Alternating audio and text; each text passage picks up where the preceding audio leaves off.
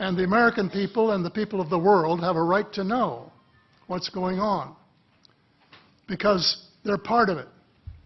It's not just an isolated thing. Now, my interest is in full disclosure. And my only caveat is I think probably I would say 95 to 98% full disclosure. I know of one or two things. The fact that some other civilizations are more advanced than we are may be humbling.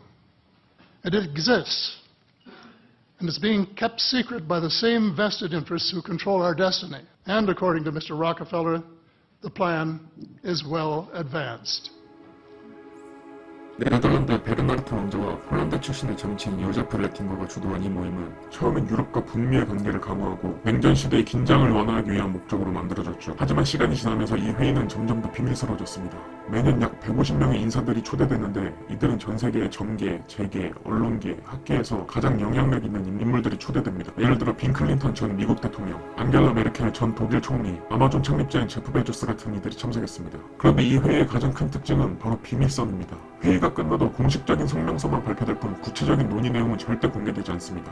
이것에 사람들은 많은 의문을 품었고 이에 대해 아무 응답도 하지 않고 있습니다. 빌더버그 회의에서 과연 어떤 일들이 이루어지는 걸까요? 어떤 사람들은 이들이 신세계 질서를 설립하려 한다고 주장합니다. 신세계 질서란 전 세계를 하나의 정부로 통제하려는 계획을 말합니다. 이들은 경제, 정치, 문화를 통제하고 모든 국가와 국민을 하나의 체제 아래 통합하려 한다고 합니다. 그리고 이 회의가 세계 경제를 조종하거나 전쟁을 일으키고 인구 감소까지 계획한다고 주장합니다. 예를 들어 2008년 글로벌 금융위기가 빌더버그 회의에서 계획된 것이라는 주장도 있었죠. 그 주장을 했던 사람들은 세계 경제를 통제하기 위한 수단이었다고 생각합니다. 그리고 전 세계를 혼란에 빠뜨렸던 코로나 팬데믹이 빌더버그 회의에서 계획된 것이라는 주장도 있습니다. 빌더버그 측은 이 회의가 단순히 글로벌 이슈를 논의하는 비공식 포럼일 뿐이라고 해명할 뿐이었습니다. 빌더버그 회의는 단순한 포럼의 장이 아닙니다. 이 회의에선 전 세계를 하나의 정부로 통합하려는 거대한 계획을 세우고 있습니다. 국가 간의 경계를 없애고 단일 통화, 단일 법률, 단일 군대를 도입해 세계를 통제하려는 것이죠. EU의 설립과 유로화 도입은 이미 그 시작이었습니다. 이제 그들은 이를 전 세계로 확대하려 합니다.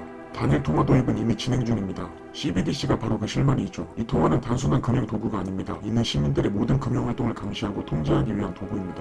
빌더버그 회의에서는 이 통화가 어떻게 활용될지 논의되고 있다는 사실은 모두가 알고 있지만 이들은 어떠한 입장도 밝히고 있지 않습니다. 국제 기구들도 이 계획의 일부입니다. UN, WHO, WTO는 점점 더 많은 권한을 행사하며 국가의 주도권을 약화시키고 있습니다. 특히 코로나 팬데믹 동안 WHO의 활동은 세계정부 설립을 위한 준비 단계였습니다. 이들은 질병을 통해 자신들의 계획을 실현시키려 합니다. 할리우드, 메인스트림 미디어, 소셜미디어는 대중의 사고방식을 통제하기 위한 도구입니다. 주요 언론사들의 수장들이 빌더버그 회의에 참석하는 이유는 명백합니다. 이들은 정보를 조작하고 대중들을 통제하려 합니다. 기술적인 통제도 매우 중요한 부분입니다.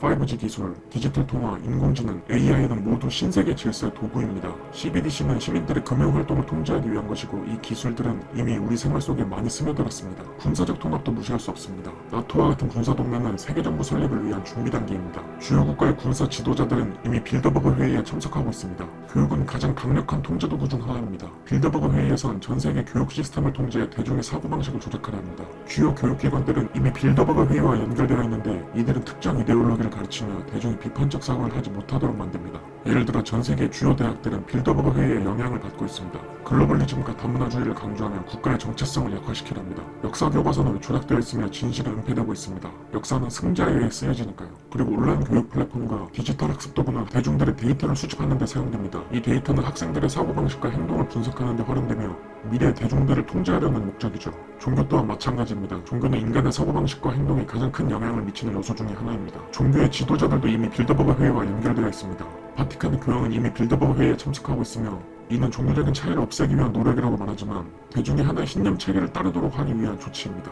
그리고 종교적 통합은 대중의 저항을 약화시키는 데도 사용됩니다. 종교 갈등을 없애고 대중이 하나의 목표를 위해 나아가도록 만듭니다. 마지막으로 환경적인 통제입니다. 빌더버그 회의에선 기후변화를 조작해 대중을 통제하려고 합니다. 단순한 날씨 조작뿐만 아니라 기후변화 데이터를 조작하며 대중들이 환경 문제에 대해 걱정하도록 만듭니다. 예를 들어 그레타 툰베리의 활동은 빌더버그 회의의 계획 중 일부였습니다. 그레타 툰베리를 통해 대중들이 환경 문제에 대해 걱정하도록 만들고 대중들이 환경 정책을 받아들이도록 하기 위한 조치였습니다. 이 걱정을 받아들인다면 대중들의 생활 방식들을 통제할 수 있는 데 유용하겠죠. 그리고 경제적 통제와도 연결되어 있습니다. 탄소 배출권 거래는 대중들의 경제활동을 통제하는 데 사용됩니다. 과연 빌더버그 회의는 단순한 논의의 장일까요? 아니면 소수 인원들이 세계를 지배하려는 회의 장소일까요?